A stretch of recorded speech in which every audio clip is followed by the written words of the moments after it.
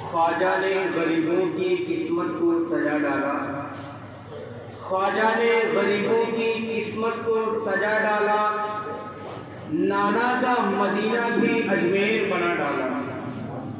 خواجہ نے غریبوں کی قسمت کو سجا ڈالا، نانا کا مدینہ بھی اجمیر بنا ڈالا، اور جنت شہ جینا نے بانٹی جو مریدوں کو، جنت شہ جینا نے بانٹی جو مریدوں کو، خواجہ نے بھی جنت کا دروازہ بنا ڈالا، خواجہ نے بھی جنت کا دروازہ بنا ڈالا۔ اور قلب میں جذبہ ایمان کہاں سے آتا، قلب میں جذبہ ایمان کہاں سے آتا، یا رسول اللہ آپ ہوتے نہ تو یہ قرآن کہاں سے آتا، آپ ہوتے نہ تو قرآن کہاں سے آتا۔ اور خواجہ ہند کا احسان ہے ہم پر یارو، خواجہ ہند کا احسان ہے ہم پر یارو، ورنہ بھارت میں مسلمان کہاں سے آتا، ورنہ بھارت میں مسلمان کہاں سے آتا۔ حضرات محترم، میں نے جس آیت مقدسہ کو تلاوت کرنے کا شرف حاصل کیا ہے، اللہ تبارک و تعالیٰ اپنے مقدس اور پاکیزہ کلام میں ارشاد فرماتا ہے، الا ان اولیاء اللہ لا خوف علیہم ولا هم يحزنون۔ تحقیق کہ اللہ کے ولیوں کو نہ کسی چیز کا خوف ہے، نہ کسی چیز کا رنج و ملال، نہ ہی انہیں کسی چیز کا ڈر ہے، اور نہ ہی کسی چیز پہ وہ افسوس کرتے ہیں۔ یعنی چاہے وہ دنیاوی طاقت ہو، چاہے انسانی طاقت ہو، کسی بھی مخلوق کی طاقت ہو، انہیں کسی بات کا خوف نہیں ہوتا ہے، انہیں کسی چیز کا ڈر نہیں ہوتا ہے، کیونکہ اللہ تبارک تعالیٰ کا ذکر اتنا کرتے ہیں، وہ اللہ کی رضا کے لیے وہ سارے کام جب شروع کر دیتے ہیں تو پھر اللہ تبارک تعالیٰ ان کا ہو جایا کرتا ہے۔ اور جب بندہ اللہ والا ہو جایا کرتا ہے تو پھر اس کی زبان بھی اللہ کی ہوا کرتی ہے، اس کا کان بھی اللہ کا ہوا کرتا ہے، اس کا چلنا بھی اللہ کے مرضی کے مطابق ہوا کرتا ہے۔ اس لیے وہ کسی چیز سے نہیں ڈرتا ہے، کیونکہ وہ ایک سے جب ڈرنا شروع کر دیتا ہے، ایک اللہ سے جب ڈرنا شروع کر دیتا ہے تو پھر کسی چیز سے ڈرنے کی ضرورت نہیں ہوتی ہے۔ پھر وہ ساری چیزیں جو ہے ایک کے ڈرنے کی وجہ سے پھر ساری چیزیں جو ہے پھر اس سے ڈرا کرتی ہیں، چاہے وہ کسی بھی طاقت کا سامنا کرے، لیکن وہ ساری طاقتیں ان کے سامنے چھپتی ہوئی نظر آتی ہیں، چاہے وہ آگ والی طاقت ہو، چاہے وہ پانی والی طاقت ہو، چاہے وہ پہاڑ والی طاقت ہو، چاہے وہ ہوا والی طاقت ہو۔ یقین جانیے اتنی بے شمار کرامتیں اولیاء کرام کی بھری پڑی ہوئی ہیں، اتنی بے شمار داستانیں جو ہے اولیاء کرام کی جو ہے اتہاس میں موجود ہے، ہسٹری میں موجود ہے۔ یقین جانیے پانی پہ بھی جو ہے اللہ والوں کی طاقت ہوا کرتی ہے، آگ پہ بھی جو ہے اللہ والوں کی طاقت ہوا کرتی ہے۔ وہ اس وجہ سے ہوتی ہے کہ جب بندہ اللہ والا ہو جایا کرتا ہے تو پھر اللہ اس کی زبان ہوا کرتا ہے، یعنی کہ اس کے اولیاء کے منہ سے جو نکلنا ہوگا وہ رب کا فرمان ہوگا، وہ رب کے فرمان کے مطابق کام کیا کرتا ہے۔ اگر وہ پانی کو حکم دے دے تو چشمہ ابل پڑے، اگر وہ پانی کو اگر اشارہ کر دے تو پانی ان کے قدموں میں آ جائے، اگر وہ آگ کو اشارہ کر دے تو آگ کے شعلے بھڑکنے لگے، اگر وہ اشارہ کر دے تو آگ فوراً بجھ جایا کرے، ان کے لیے گلے گلزار ہو جایا کرے۔ یہ اللہ والوں کے کمالات ہوا کرتے ہیں، لیکن یہ کمالات ملتے کب ہیں؟ جب بندہ اللہ والا ہو جایا کرتا ہے، جب بندہ رضا الہی کے لیے کام کرتا ہے، تو جب بندہ اللہ والا ہو جایا کرتا ہے تو پھر اللہ اس کا ہو جایا کرتا ہے۔ حضرات محترم، ایک ضروری بات میں اپنی گفتگو کو روک کر کے کہہ دوں کہ ہم اور آپ اولیاء کرام کے ماننے والے ہیں۔ جبھی عرس چل رہا ہے سیدنا سرکار خواجہ غریب نواز رحمۃ اللہ تعالیٰ علیہ کا بھی، بہت سارے لوگ اجمیر شریف کے لیے روانگی کریں گے، سرکار کے روزے پہ جائیں گے، زیارت کریں گے، اور ان کے وسیلے سے اللہ تبارک تعالیٰ کی بارگاہ میں دعائیں مانگیں گے، اپنی حاجتوں کو رکھیں گے۔ بے شک رکھنا چاہیے، ہم لوگ اولیاء کرام کے ماننے والے ہیں، بزرگان دین کے چاہنے والے ہیں، لیکن چاہنے والا ہوتا کون ہے، عاشق ہوتا کون ہے؟ یعنی جو اس کی کاپی کرے، یعنی جو ان کو پسند تھا وہی ہمارے اندر ہونا چاہیے. وہی اگر آپ دنیا میں کسی سے محبت کرتے ہیں، دنیا میں کسی کو جب اپنا بناتے ہیں، کسی چیز سے آپ کو محبت ہو جاتی ہے، کسی سے دوستی ہو جایا کرتی ہے، تو اگر آپ اس کو مہمانی میں بلاتے ہیں تو اس کے پسند کے کھانے بناتے ہیں، آپ اس کے پسند کے کپڑے خریدتے ہیں، شاپنگ کرنے بھی جاتے ہیں، بھائی یہ پسند ہے تو آپ اس طریقے کا کام کیا کرتے ہیں. یعنی جو پسند اس کی ہوگی جسے آپ نے اپنا بنایا ہے تو اسی کو آپ کاپی کرنے کی کوشش کریں گے. تو یقین جانیے کہ جب آپ اللہ والوں کو اپنا بناتے ہیں، بزرگان دین کو اپنا ہونے کا دعویٰ کرتے ہیں کہ ہم ان کے عاشق ہیں، ہم ان کے ماننے والے ہیں، تو ہمیں ان کی کاپی کرنا چاہیے. لیکن وہ باتیں ہمارے اندر نہیں ہوتی، وہ باتیں ہمارے اندر نہیں ہوتی. الحمدللہ لوگ آتے ہیں نماز میں، یہ اچھی بات ہے، ہمیشہ پڑھنا چاہیے. لیکن آج چاہے وہ مغرب کا وقت ہو، عشاء کا وقت ہو، فجر کا وقت ہو، مسجدیں خالی رہتی ہیں. کسی بھی مسجد XYZ مطلب کوئی بھی مسجد، نام لینے کی ضرورت نہیں، ساری مسجدوں کا وہی معاملہ ہے. لیکن اس سے غیب میں چلے جاؤ، لوگ نماز پڑھنے کے لیے آپس میں لا اتفاقی ہوا کرتی تھی. ابھی پچھلے لاک ڈاؤن کی بات ہے، گیٹ بند کرنا پڑتا تھا، گیٹ بند کرنا پڑتا کہ بھائی گیٹ بند کرو. اور اتنے لوگ نماز پڑھنے آتے تھے کہ اگر کسی کو نہ آنے دیا جائے نا تو ارے ان کو لے لیے ہم کو نہیں لیے. آج مسجدیں کھلی، جب مسجدوں کا گیٹ بند ہو گیا تھا، جب اللہ تم سے ناراض تھا تو آپ اس کے گھر آنا چاہتے ہیں. جب اللہ نے آپ کے لیے دروازے کھول دیے ہیں تو آپ خود نہیں آ رہے ہیں، آپ خود نہیں آ رہے ہیں. لاک ڈاؤن میں لوگوں کو کہنا پڑتا تھا کہ ہاں بھائی گھر پہ نماز پڑھو، مت آؤ مسجد، زبردستی مسجد آتے تھے. لیکن آج مسجدیں کھلی ہوئی ہیں لیکن خالی ہیں، مسجدیں کھلی ہوئی ہیں لیکن خالی ہیں.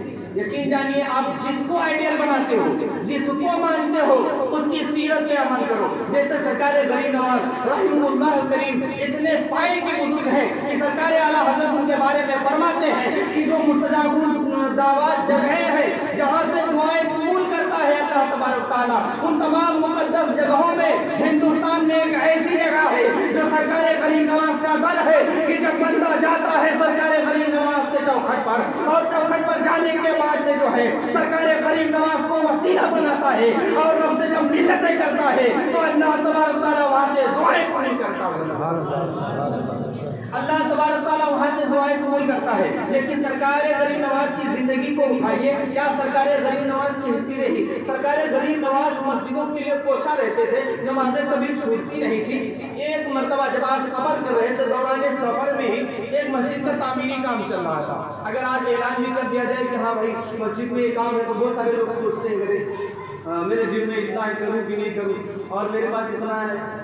بہت ساری باتیں کہنے کے بعد میں بھی، بہت سارے بیانات سنانے کے بعد میں بھی نہیں نکلتا ہے. سرکار غریب ایک مسجد کی تعمیر ہو رہی تھی، آپ کے پاس بینک بیلنس پراپرٹی نہیں تھی، آپ کچھ لے کے نہیں چلے تھے، دل میں یہ ارادہ ہوا کہ اللہ کا گھر تعمیر ہو رہا ہے اور اس گھر میں مجھے بھی حصہ لینا چاہیے، لیکن میرے پاس ایسی دولت نہیں ہے کہ جس میں تعمیری کام کے لیے میں تمام چیزیں پیش کر دوں. سرکار غریب نواز رحمہ اللہ کریم جو ہے، آپ سوچتے ہیں کیوں نہ میں اپنے جسمانی حالت سے جو ہے اس میں کچھ تعاون کر سکوں. سرکار غریب نواز کہتے ہیں کہ بھائی اگر میرے پاس کچھ نہیں ہے، کم سے کم اس کی مزدوری تو کر سکتا ہوں، اس کی مزدوری تو کر سکتا ہوں.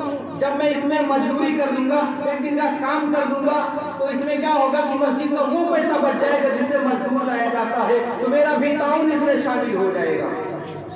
سرکار غریب نواز کی خدمت کو بھی دیکھیے اور سرکار غریب نواز کے ولایت کو بھی دیکھیے. ہم اور آپ مسجد میں نماز نہیں پڑھنے آتے ہیں، مسجد میں کام کر رہے ہیں سرکار غریب نواز امت کے لیے، امت کو دکھانے کے لیے، امت کو سکھانے کے لیے کہ ہاں اے میرے ماننے والوں، مسجدوں کو جو ہے محفوظ رکھنا، مسجدوں کی تعمیر کو بڑھانا، مسجد میں آگے رہنا اس کے کام میں کر رہا ہوں. اگر مجھے چاہتے ہو تو تم بھی کرنا، میری ہسٹری کو پڑھ لینا، میری زندگی کو اٹھا کے دیکھ لینا. سرکار غریب نواز اس میں کام کر رہے ہیں، تمام مسجد کا تعمیر ہو رہا ہے. ایک جگہ آ کے مسئلہ پھنستا ہے جو ممبر شریف ہوتا ہے، جہاں پر امام جو ہے نماز پڑھاتا ہے. جو امام کا رخ ہونا چاہیے وہ قبلہ کی مسجد کا ہونا چاہیے. کچھ جگہ پہ اختلاف ہوا کہ جو مستری وہاں کا کاریگر تھا اس نے کہا نہیں بالکل یہی سیدھا ہے, یہاں سے جو ہے کعبہ شریف کی طرف, یہ بالکل اس کی نشانی صحیح ہے. اور سرکار غریب نواز نے کہا کہ یہ نشانی درست نہیں ہے, یہ قبلہ کی طرف نہیں, یہاں سے کعبہ شریف بالکل سیدھ میں نہیں ہے, اس کے یہ رخ صحیح نہیں ہے. اب تمام لوگ جو تھے وہاں پر کام کرنے والے بول رہے تھے کہ نہیں یہ مستری جو بہت پرانا ہے, بہت اچھا کاریگر ہے, اسے بہت نالج ہے, اس کو جو ہے بہت جانکاری ہے, اور یہ جو بتا رہا ہے وہی صحیح ہے, یہ جو بتا رہا ہے یہ نشانی, یہ جو رخ بتا رہا ہے یہ بالکل سیدھ میں ہے, اس کے مطابق ہی ہے. سرکار غریب نواز نے کہا کہ یہ بالکل سیدھا نہیں ہے, یہاں سے قبلہ رخ اس طرف نہیں ہے, بلکہ سرکار غریب نواز جو رخ بتا رہے ہیں کہا کہ نہیں یہ رخ غلط ہے, سرکار غریب نواز کے رخ کو غلط بتایا جا رہا ہے. تو حضرات محترم سرکار غریب نواز رحمۃ اللہ تعالی علیہ وہاں پر مصلی بچھاتے ہیں اور وہ نشان بناتے ہیں, اور نشان بنانے کے بعد نے کہا کہ یہاں پر کھڑے ہو جاؤ, اور کھڑے ہونے کے بعد میں جو ہے یہاں سے اپنی آنکھیں بند کرو اور دیکھو کہ کعبہ شریف کس طرف دکھائی دے رہا ہے. یقین جانیے جب اس مصلی پہ کھڑا کیا جاتا ہے, جب اس مصلی پر امام کو کھڑا کیا جاتا ہے, تب جب امام اپنی آنکھوں کو بند کرتا ہے تو وہاں سے اس کو سیدھا کعبہ شریف نظر آتا ہے, اور کعبہ شریف نظر آتا ہے تو اس نے آنکھیں کھولی اور کہا بالکل یہ جو بزرگ فرما رہے ہیں کعبہ شریف اسی کی نشانی پر ہے, کعبہ شریف اس کی نشانی پر ہے. تو سرکار غریب نواز کی بڑی کرامتیں ہیں, بڑی ولایتیں ہیں. سرکار غریب نواز کا بڑا احسان ہے ہم پر کہ سرکار غریب نواز نے ہم تمام لوگوں کو کلمہ گو بنایا, ایمان ہم تک پہنچایا.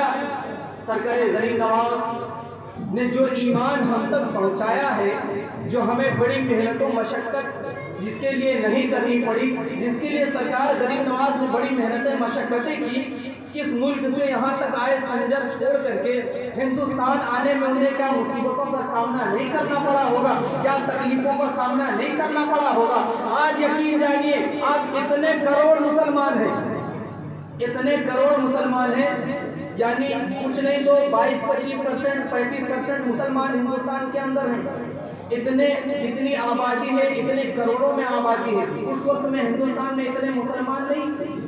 سرکار غریب نواز جب مسلمان بنانے آئے ہوں گے, آج جو بنے ہوئے مسلمانوں کا یہ معاملہ ہے, تو جب بنانے آئے ہوں گے تو کیا معاملہ رہا ہوگا؟ کیا لوگ تانے نہیں دیے ہوں گے؟ کیا ان کو جگہ بیٹھنے کے لیے دیے ہوں گے؟ کیا ان کو جو ہے انہیں روکا نہیں گیا ہوگا؟ کیا ان کے اوپر ظلم و ستم نہیں کیے گئے ہوں گے؟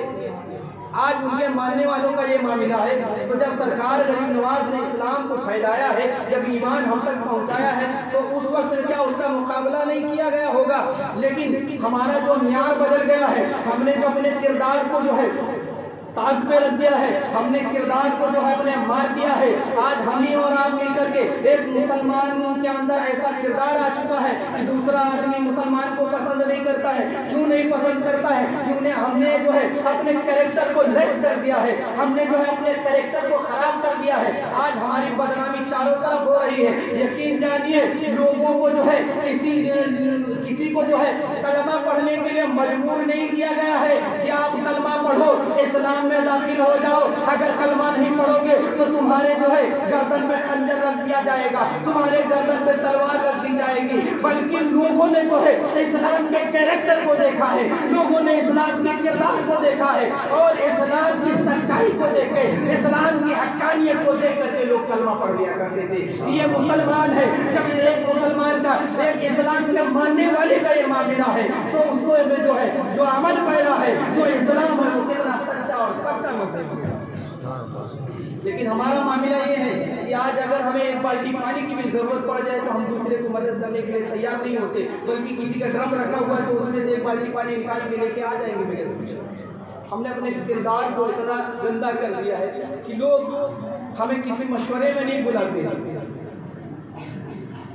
بہرحال اللہ تبارک تعالیٰ کی بارگاہ میں دعا ہے کہ مولا تبارک تعالیٰ ہمیں کہنے اور سننے سے زیادہ عمل کرنے کی توفیق اور رفیق عطا فرمائے، اور جن حضرات کو شرف اللہ تبارک تعالیٰ نے دیا ہے وہ سرکار غریب نواز کی چوکٹ پہ جائے۔ بے شک سرکار اعلیٰ حضرت فرماتے ہیں کہ وہاں سے دعائیں پوری ہوتی ہیں، تو جائیں وہاں پر اپنی منتوں مرادوں کو رکھے، لیکن اس کے ساتھ ساتھ ایک دعا ایسی مانگے کہ جس سے جو ہے تمہاری دنیا بھی سنور جائے اور آخرت بھی سنور جائے۔ جب آپ سرکار غریب نواز کی چوکھٹ پہ جائے، تمام اپنی منتوں کو مرادوں کو رکھنے کے بعد ایک دعا آپ کی ایسی ہونی چاہیے کہ رب کی بارگاہ میں دعا کرے کہ میرے مولا آج میں تیرے محبوب بندے کی بارگاہ میں حاضر ہوں، اتنی محنت و مشقت کے بعد میں جو ہے آج مجھے زیارت کا شرف حاصل ہو رہا ہے۔ اے میرے مولا تو اس اپنے محبوب بندے کے صدقے توسل سے آج سے میں تیری بارگاہ میں توبہ کرتا ہوں کہ تو مجھے دین پر عمل پیرا ہونے والا بنا دے، تو مجھے نماز کا پابند بنا دے،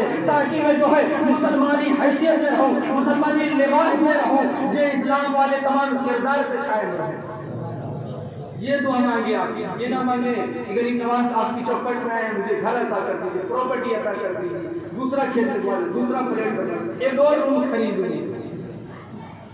لوگوں کی خواہشات ہوتی ہیں، جاتے کرتے ہیں، یقین جانیے ساری چیزیں رہ جائیں گی، لیکن جب آپ کا عمل صحیح ہو گیا، آپ کا کردار درست ہو گیا، اور وہاں سے جب دعائیں قبول ہوتی ہیں تو وہاں سے جا کے مانگو کہ میرے مولا ہم اسلام پر قائم ہو جائیں۔ یقین جانیے اسلام پر قائم ہو گئے تو آپ کی دنیا بھی صحیح ہو جائے گی اور آخرت بھی صحیح ہو جائے گی۔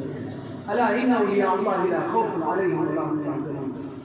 اللہ کے ولیوں کو نہ کسی چیز کا خوف ہے اور نہ ہی کسی چیز کا رنج و ملال ہے۔ اللہ تبارک تعالیٰ تمام لوگوں کو زیارت اجمیر شریف کی حاضری کی توفیق اور رفیق عطا فرمائے، ان کے صدقے توسل سے ہم تمام لوگوں کی تمام پریشانیوں کو دور عطا فرمائے۔ استغفر اللہ ربی من کل ذنب واتوب الیہ وما علینا الا البلاغ۔ السلام علیکم۔